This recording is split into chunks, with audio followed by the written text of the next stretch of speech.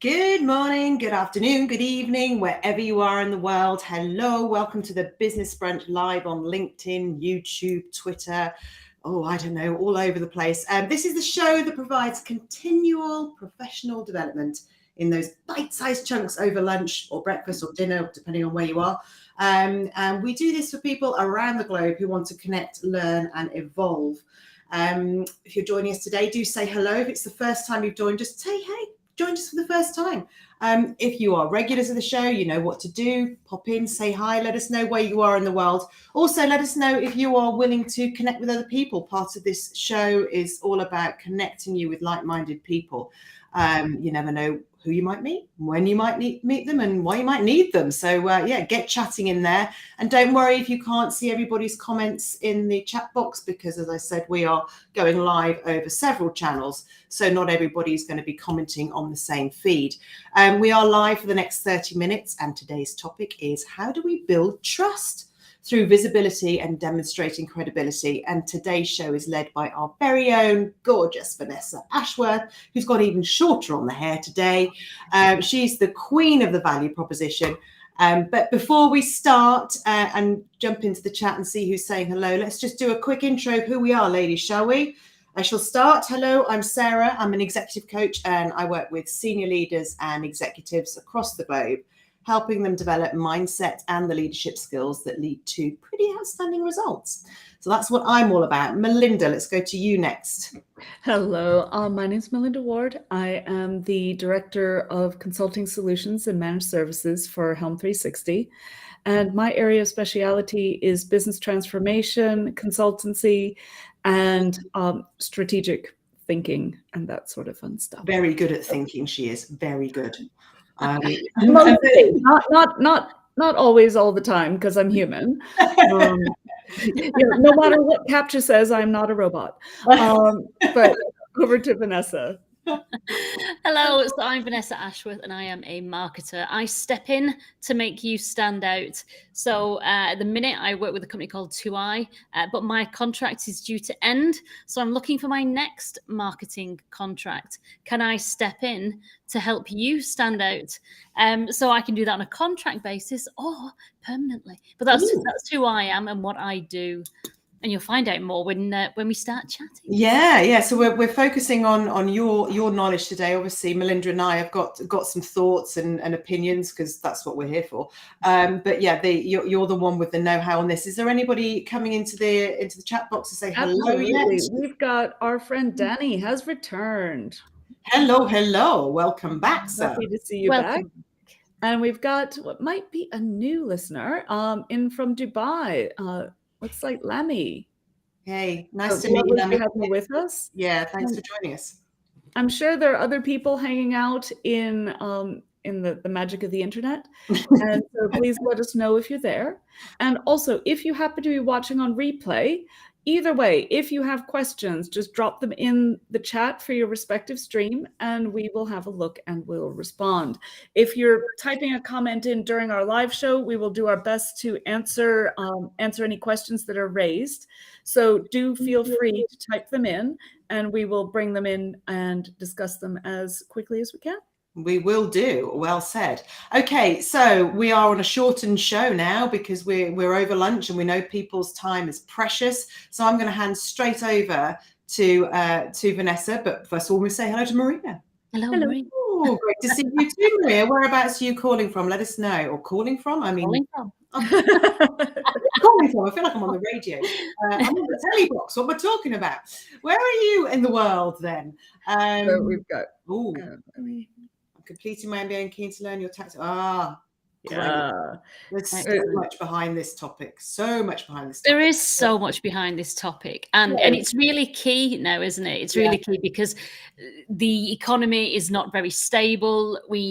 There are challenges, people are reducing costs, but companies also know that they've got to continue investment, whether that's investing in new people or in innovation or in new processes, whatever it is. If they want to get through this recession and come out on top, then they're going to have to invest. But in order to invest with you, they need to know that you're there. You've got to be visible. they've got to know that you can deliver what you say you're going to deliver. And that, of course, means they've got to trust you, because they need to make sure that what they're buying from you or hiring you for, they're going to get that return on the investment. And so that's why this is a more important topic now than ever. Just to chip in, then, this is really about de-risking the fear of failure, isn't it? Whatever it is, failure in the product, failure in a person, whether you're onboarding, whether you're looking for new jobs, whether you're selling yourself, it doesn't matter, does it? This is about reducing the other person who's got to buy into you, reducing their fear of risk. Yeah, it's telling them as well, and being clear for yourself what it is that you deliver. So the whole idea of a value proposition, it's a promise of a value that you're going to deliver to them. And of course, it's only of value to them if it's something that they need. So the work that you do to create your value proposition, there are two key elements. First of all, it's what you do and what you're good at, but kind of forget that, because the key thing is it's what your customer really, really needs. And so in this economy, in this situation, people are going to be, or fewer people will be buying and buying less. So you need to make sure that you stand out. But it's not just you stand out. You've got to stand out for that thing that you deliver that's going to answer the problem that they've got. And that's it. That's the whole kind of, you've got to stand out and you've got to be memorable. And being memorable to that person is that you're delivering what they need. I could, as I said, I'm going to be on the lookout for my next contract. You won't hear me saying, "Hi, I'm a marketer. I do marketing," because there's hundreds of people who are out there offering marketing services. So I've got to find a different way of making myself stand out and being more credible. And we talk a lot about niching down, and that's just one way that you can become more credible, because by niching down, you talk about something specific and you build your knowledge and demonstrate your knowledge of that specific thing. And so we'll kind of talk about that. There's so much we could cover. And we've only got kind of the next kind of 20 minutes to do it. We can do round 2 and round 3. We can come back. And if anyone does have any specific questions that you do want us to dive into another time, then just say it and we'll do it. Anything that you need. Right. So stand out and be memorable for what your ideal customer needs. And that's basically in what you do when you create a value proposition. And of course, the very, very first thing about the value proposition is you need to know your ideal customer. Now, if you're a business and you've got a product or a service, then you should have a very clear picture of who your ideal customer is. If you are job seeking, as many people are on LinkedIn, it's not as simple. But what I think you've got to do first is lean into your strengths. What is it you're great at? Are you the value proposition queen? Are you the customer journey mapping queen? Are you what is it that you do? Are you the best production supervisor in the world? What is, lean into your strengths and the things that give you joy, and therefore from there think about the company that you can help. What is the ideal role? And then think again, okay, what is the problem that you solve? It's not that you're a great production engineer, it's that you reduce bottlenecks. You make sure that factory floor completely flows, the process is succinct, everything moves on, there are no bottlenecks, there are no holdups, and the quality of the product at the end is perfect, so that the company is not wasting money, so therefore you're reducing cost. I think a lot of people get stuck in with this thought that, oh, I need to appeal to everybody. I need to be a generalist. I need to show I can do all the things and bring all the value in all areas. The problem is by diluting your message like that, you're actually standing out to no one. Yeah, and that's it. And it's it's a bit of an old-fashioned concept. So it's really, this is what works better. Just before you go on, just because, you know, my mindset thing's going to kick in here, which is the reason people do that is because they think it makes them more valuable to more people. All it does is make you less valuable to more people. And it, as you say, it dilutes your message completely and no one hears you. But if you're thinking, oh my God, I can't niche down because there's something going on in your mindset that's making you worried about that you're going to be missing out on something. So just keep an eye on that too.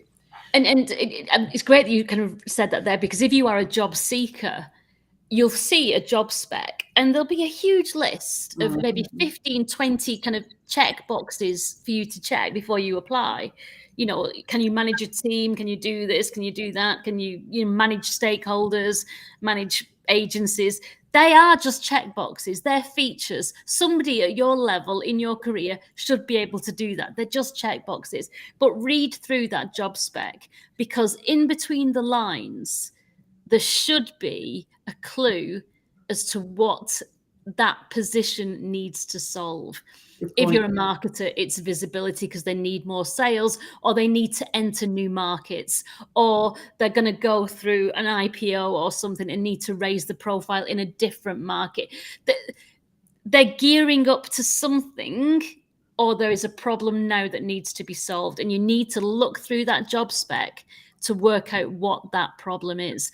And if somebody was already in that role, but maybe, this is a new opportunity, it's a new hire, you're going to fix something that person perhaps couldn't do, or move in a different direction, but you can read that in the job spec and work out what the problem is you're going to solve. And so your CV or your application has got to talk about that. It's that value promise again, deliver to that value. The rest of it's just tick boxes. Yeah. And you can talk about that in the interview and all the rest of it, but to get the interview, to stand out from those other 100, 200 applications they're going to receive, you need to find out what their problem is.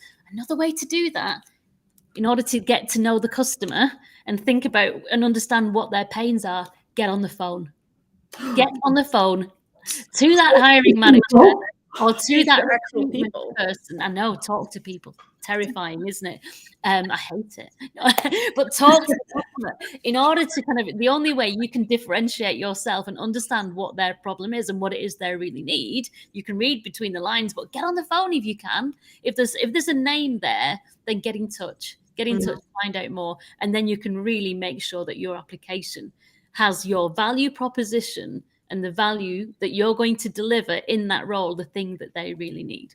Cool. And what's interesting is when you think about now, whether this is for an individual looking for a role within a company, or for a company that is, looking to get business, if you are going in and saying, oh, pick me because I'm wonderful and I'm the best, that's not going to appeal to people as much as the message of, I understand your problems, I can help solve your problems, I'm your best choice. It's a completely different discussion, isn't it? It's not, there's trust involved, obviously, but it's just that whole presentation. It's not just like, oh, pick me, I'm desperate, please pick me, which can be off-putting, as opposed to, hey, I understand. How can I help? This is how I think I can help. Let's talk further. There's the first stage in any relationship. You've got to build trust. You've got to relate to that person, which is what you're talking about, Vanessa. And then that gives you the right to go and discover what their real problems are. You can talk about it generally, can't you? But then in an interview or in a new customer meeting or an existing customer meeting where a new product or service is going to be sold, you've got to discover the problem. We're so busy going, oh, look at this. In this side of my coat, I've got watches. And in this side, I've got this. So busy selling like we're on a market stall. We just need to calm it down, look for the problem, solve the solution. Sorry. Have you got any comments before we go? Yeah, we've got lots of things coming up in the comments. I'll just do a quick catch up. Maria's come in from Cork, and she is aiming to build her coaching business and learn some marketing magic. Well, she's arrived in the right spot. And we have Wagi back with us today. Welcome back, Wagi. We're getting the confirmation from a mysterious LinkedIn user to sell your niche. Absolutely. And Danny is saying, in attracting jobs or customers, being generalist is beige. Exactly. What do you want to be famous for? Yes. Perfect message. Yes. And the last one we have at the moment is from Louise. A friend and I came across a job description where both of us could do about 85% of the role, but each of us were lacking experience in 15%, but a different 15% for both. If 15% checkboxes can't be ticked, but you know your niche and that covers everything else, is that still okay? Yes. Absolutely. Because Yes.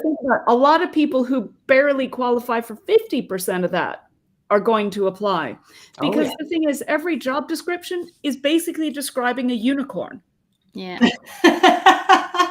Because it's always, oh, what do we want? Oh, well, if we could find this, that'd be perfect. And this and this. Oh, yeah, that'd be really perfect. And how about this? Oh, yeah. And what if they make a great latte? Oh, that's perfect. And what if they walk around and sprinkle glitter wherever they go? Oh, fabulous.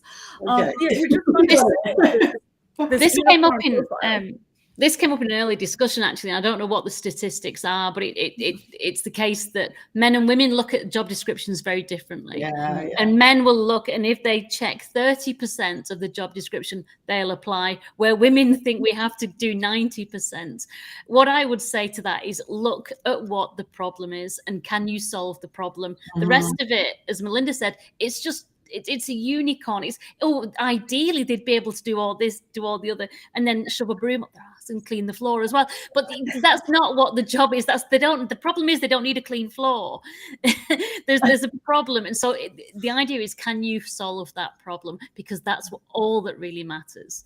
And and you've got to, nobody's going to go into a job that they 100% fit and enjoy, because we all, if we've got a growth mindset, want to grow, want to develop, want to get better. And so there's got to be a gap. There's got to be a gap that we can strive to fill. There's got to be a gap in our learning that helps us to then move up into the role and develop ourselves into it. And then we'll truly love it. And a good employer will recognize that. No one's that unicorn. James is raising an interesting point. He's referring to Louise's point, saying it's a real problem for many autistic and, I presume, neurodiverse in general job seekers. Employers need to do better in writing JDs. Absolutely. They really do. I did a show on this, a couple of months ago, didn't I? About where does onboarding go wrong?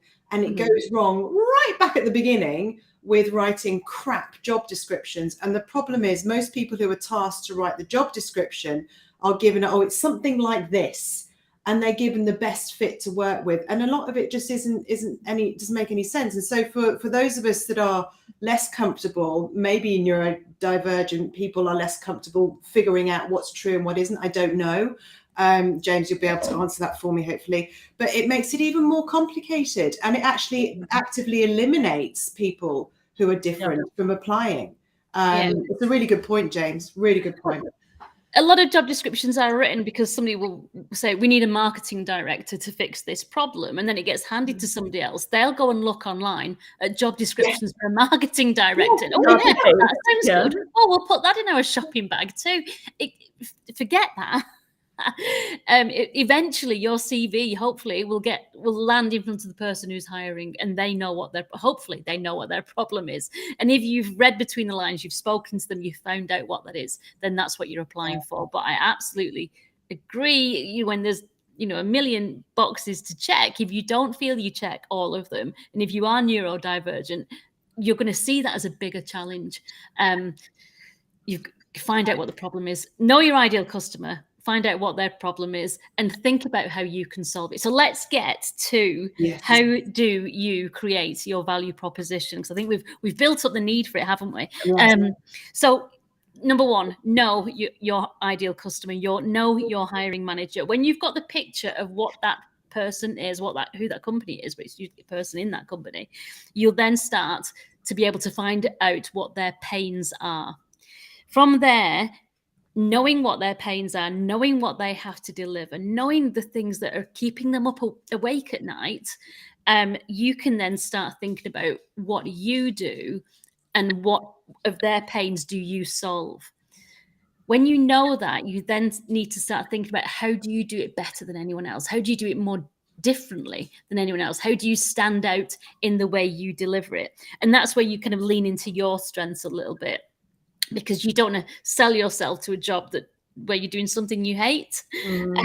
So how do you solve them? You'll do it in a different way to everyone else. The dog's decided to make herself known. We'll try and ignore her for now. But again, to understand the pains of the customer, talk to your customer.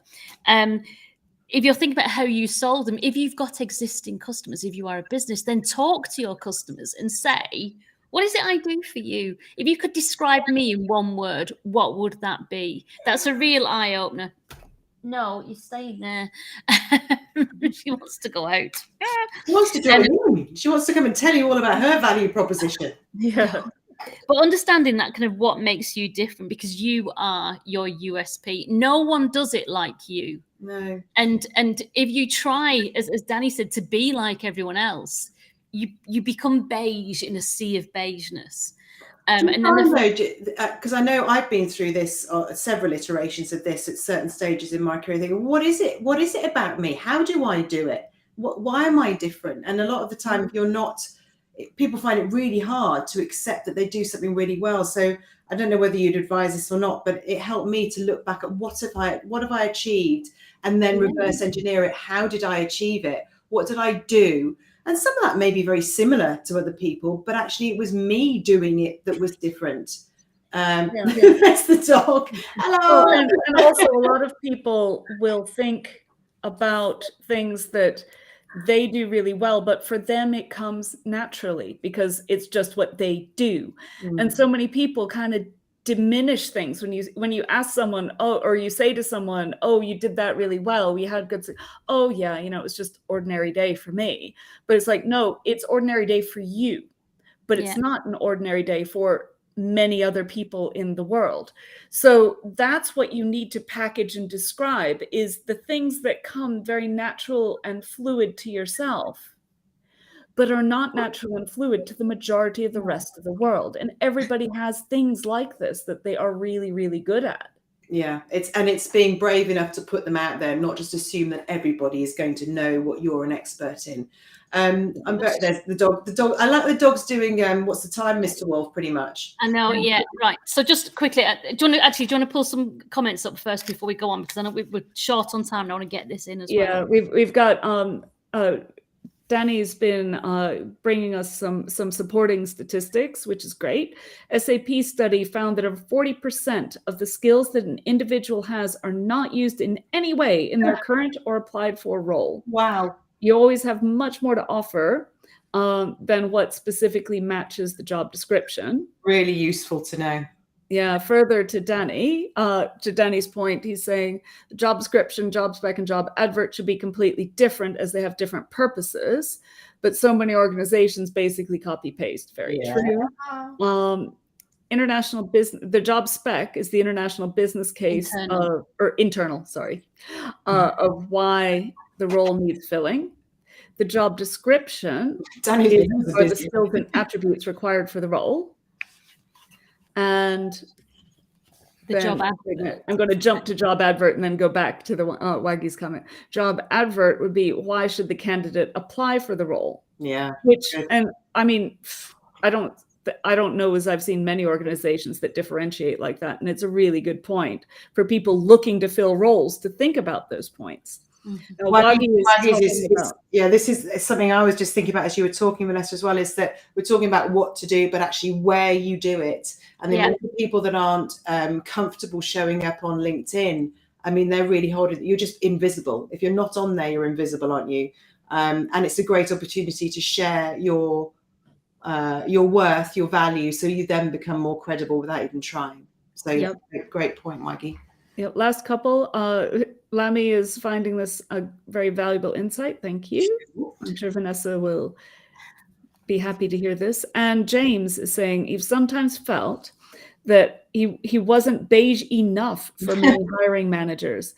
I think being too colorful can appear difficult to manage, but maybe it was a blessing in disguise. Yeah, because if you think about it, if a potential hiring manager is finding you threatening for being yourself, is that a good fit? And is that going to be a healthy environment going forward? So I think there's different things to think about there. I'm going to go back to normal. First of all, if you're too colourful, then it's not the right role for you.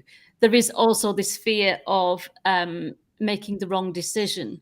Everyone knows when they're hiring that they want somebody to come and move the needle, to do something different, to bring something, especially with a senior hire, to bring something different to the team that will be different than before, that will move them on. At the same time as they want that, there's a fear that, it's the fear of doing something different. It's the similarity bias. We want it, but we don't need it, but we want it because it puts fear on our minds. As soon as we feel fear, we feel tension. When we feel tension, we don't want to do something because so you hire safe, somebody that checks boxes but doesn't move the needle. And so, it's better to stand out and get the right job for you, where you fit and you can be yourself and you can be free and you can take some risks, because without taking a risk, the company is not going to move on. You'll just do the same as they've always done. And as we said before, if you always do it, you always did, you are going backwards because your competitors are moving forwards. Anyway, why? I'm just going to say we've got a few minutes. Can we go on to big screen again for you? Well, I'm not going to go through it because we haven't got time. But there is this book. You don't need the book. It's called Value Proposition by Design. If you search on a search engine for the value proposition canvas, it's all backwards. Oh God, right, never mind. But if you search for the value proposition canvas, you get this graph, and it's a really good way of helping you to understand, especially if you're a business, what your value proposition is. You start by understanding what customers' jobs, what they do, the pains, what makes it difficult for them to do business, and then what gains, what makes it really easy for them to do business. So it's this that you need to think about. What makes business smooth and easy? Then think about yourself. Think about your products and services. Think about their pains and how you relieve those pains. And then think about what makes business go really smoothly for them that you do. And if you can be that happy, we have the happy smile and the sad. If you can bring that smile with that solution, then it's a really great way of finding your value proposition. But marching through, we've only got a couple of minutes, so we can come back to it, don't worry. We've got loads more to do. We can do this again. We can do it again. But why should you find your value proposition? If you can understand what you do to solve your customer's pain, and you can put that into a nice pithy sentence, you might start with a paragraph, but then kind of bring it down, make it really simple and snappy. I can help. But if once you've found your value proposition, mine went down to I step in to make you stand out. I know it's backwards, but and then it goes into marketing strategy and value propositions and customer. But I step in to make you stand out. And once you know that, it gives you focus and it gives you clarity on what you do. It gives you confidence in what you do, because like Sarah said, you can think back then of all the times you've delivered that and think, yeah, I am good at that. But it gives you a focus of what to talk about. It gives you your headline for LinkedIn. Remember, those first 70 characters count, because when you're writing comments, that's all you see. You don't see the whole thing. It gives you your headline. It gives you your banner. It then gives you a where to start on your about section when you want to write that up. These are really important when you are looking for a job, and also if you do business on LinkedIn. When you go networking and someone says, what do you do? It is your elevator pitch. That's how you start. If you're in the pub, for example, which is more interesting, if someone says, what do you do? Does your value proposition make them go, oh, that's interesting? Or do they fall asleep? If they fall asleep, then you've not done it right. Start again. But it gives you your elevator pitch. So you've got clarity of what it is you offer. You've got confidence because you know what you've done before. You've decided what your pitch is. You can now deliver it, and you can talk about it and embellish it in your about section and in your content strategy on LinkedIn. Look for those hashtags on LinkedIn about what it is you deliver or what it is you solve, and then go and start. If you're not ready to start posting necessarily, you can start adding your value in the comments and becoming known for what it is that you offer. Obviously, when you once you've found out what their pains are, then what you're talking about becomes relevant. Therefore, it becomes interesting and you stand out. You're not saying, I'm a great marketer. No one cares. But it's what can you do for them? So you need to stand out. When you go for meetings or interviews, stop trying to sell yourself. No one cares. Get into the problems, understand what it is they need to solve, and you're pitching then about how you solve it and how you do it better or differently to anyone else. So we are out of time. We are out of time. Yeah, I think we need a part 2 next week. Yeah. To be honest, there's so much in here. Let's save the gold. Let's save the gold. Listen, you've covered an awful lot today, and there's so many bits to this. I think about trust from an emotional point of view and a mindset point of view as well. There's so much behind this, but let's have a chat when we get offline, ladies. Maybe we do round 2 next week. Maybe we come back to it a little bit later. Put it in the comments if you want more of this. But next week, the plan at the moment, which might change, is that we're going to look at personal goal setting. We're hitting December, coming into 2023. It's biting our bottoms. It's coming. And we want to know is what would you really be doing if you believed in yourself? What would be your inspiring personal goals for 2023?